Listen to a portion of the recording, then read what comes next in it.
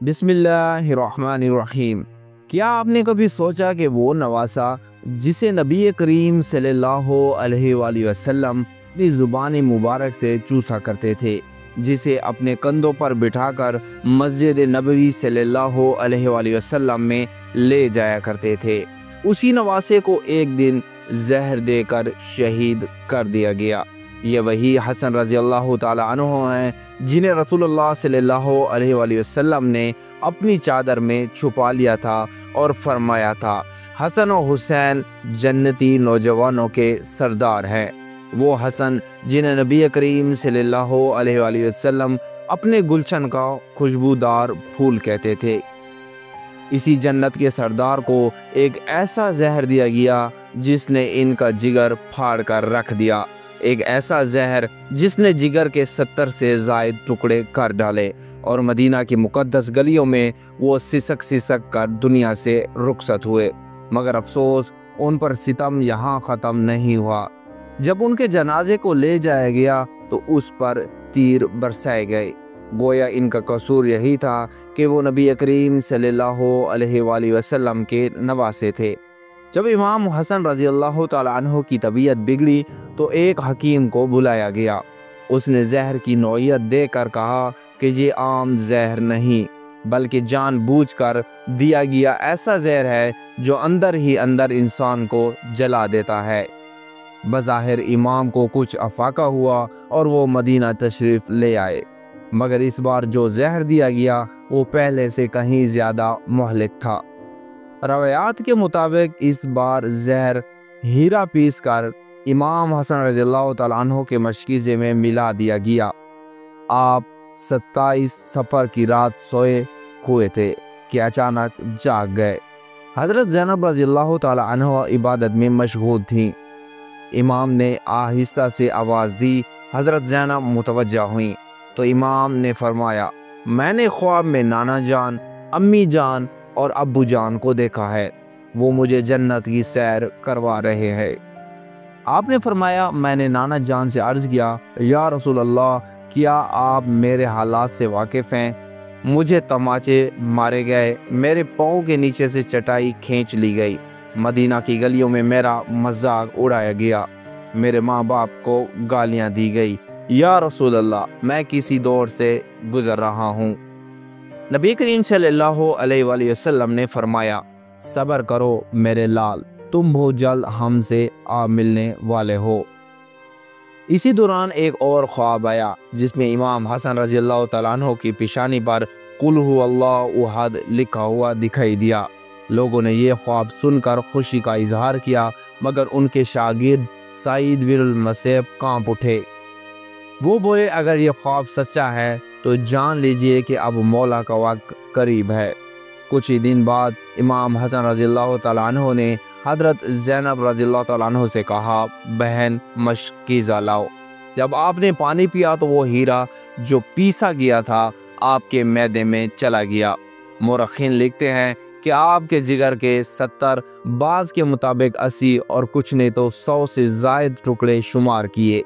जब आप कह करते तो जिगर के वो टुकड़े बाहर गिरते। सोचिए, हीरा वो चीज़ है जो अगर कांच पर भी रगड़ा जाए तो कांच कट जाता है। वही हीरा अगर किसी के पेट में चला जाए तो क्या हाल होता होगा। लेकिन सवाल ये है कि जहर दिया किसने? इस बारे में तारीख़ खामोश है। बाज़ रवायात कहती हैं कि ये जहर आपकी ज़ोदा जादा बिन्त अशद ने दिया, जिसे अमीर शाम माविया ने ये लालच दी थी कि अगर तुम हसन को कत्ल कर दो तो तुम्हारी शादी यजीद से कर दी जाएगी और बेपनाह इनाम भी दिया जाएगा। लेकिन बहुत से मौरख़ीन इस पर मुत्तफ़िक नहीं, लिहाजा हम इस मामले को अल्लाह ताला के सुपुर्द करते हैं। यकीनन वही बेहतरीन इंसाफ करने वाला है। जब इमाम हसन रज़ियल्लाहु ताला अन्हु की हालत शदीद ख़राब हुई तो इमाम हुसैन रज़ियल्लाहु ताला अन्हु को बुलाया। आप आए, भाई को इस हाल में देखा तो सीने लगाकर ज़ोर कतार रो दिए। इमाम हसन ने फरमाया, मुझे कई बार जहर दिया गया, मगर इस बार जैसा जहर कभी नहीं दिया गया। मेरा जिगर गल चुका है। इमाम हुसैन रज़ियल्लाहु ताला अन्हु ने पूछा, بھائی آپ کو زہر کس نے دیا؟ فرمایا یہ سوال کیوں؟ کیا تم لڑائی کرنا چاہتے ہو؟ پھر کہا حسن سید الصابرین کا نواسہ ہے، اگر میں نے نام لے دیا تو تم اسے قتل کر دو گے اور یہ مناسب نہیں ہوگا۔ جس پر شک ہے اگر وہی قاتل ہے تو اللہ بہتر انتقام لینے والا ہے۔ شک کی بنیاد پر کسی کو قتل نہیں کیا جا سکتا، اور یہی وہ بلند کردار تھا جو امام حسن رضی اللہ تعالیٰ عنہ کو دیگر تمام شخصیات سے ممتاز کرتا ہے۔ آپ نے اپنے بھائی کو وصیت کی، حسین صبر کرنا، اور جب میرا جنازہ اٹھے تو میری خواہش ہے کہ مجھے میرے نانا صلی اللہ علیہ وآلہ وسلم کے قدموں میں دفن کرنا۔ امام حسن رضی اللہ تعالیٰ عنہ کی شہادت کے دن کے بارے میں بعض روایات میں 28 سفر، بعض میں 29 سفر اور بعض میں 5 ربیع الاول کا ذکر ملتا ہے۔ شہادت کے وقت آپ کا پورا جسم ہرا پڑ چکا تھا، قے کے ساتھ جگر کے ٹکڑے باہر آ رہے تھے۔ جب جنازہ تیار ہوا اور نبی کریم صلی اللہ علیہ وآلہ وسلم کے روضہ مبارکہ کی طرف لے جایا جانے لگا تو تاریخ کا ایک افسوسناک باب رقم ہوا۔ ناپاک اور بدبخت مروان بن حکم نے راہ روک لی اور کہا میں انہیں یہاں دفن نہیں ہونے دوں گا۔ حضرت حسین رضی اللہ تعالیٰ عنہ نے فرمایا یہ میرے بھائی کی وصیت ہے، مگر مروان نے کمان سے تیر نکالا اور جنازے پر تیر چلانا شروع کر دیے۔ کیا کبھی کسی مردے کے ساتھ ایسا سلوک ہوا؟ دشمن بھی مرے ہوئے کو بخش دیتا ہے، مگر یہاں نواسہ رسول صلی اللہ علیہ وآلہ وسلم کے جنازے پر تیر برسائے گئے۔ حضرت زینب رضی اللہ تعالیٰ عنہ نے فرمایا میں نے اپنی ماں فاطمہ کے دونوں بیٹوں کے جنازے دیکھے۔ حسن کو تو 2 بار کفن دیا گیا، مگر حسین رضی اللہ تعالیٰ عنہ کو تو کفن بھی نصیب نہ ہوا۔ لوگوں نے پوچھا 2 بار کفن کیسے؟